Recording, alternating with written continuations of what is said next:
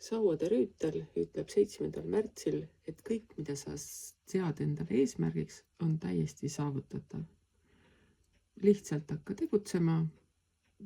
Su mõte, su tegu, su tahtmine on sellega väga hästi kooskõlas.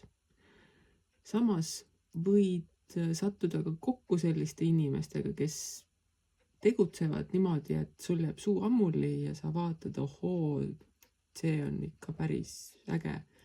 Ning sul võib tekkida tahtmine, et mida iganes tema teeb, ma tahan ka tükki.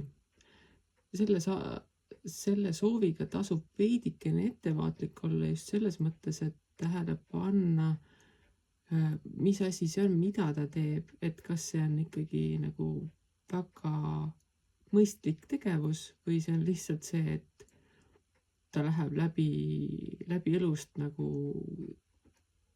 nuga soojast võist. Et kõik asjad ei pruugi olla kuld, mis hiilgab ning kõikide asjade tagajäämine ei ole nagu ka kõige mõistlikum. Kuid kui sa võtad eeskuju sellest, et näed, tema tegi, tema sai hakkama ja mina tahan ka, siis lase käia.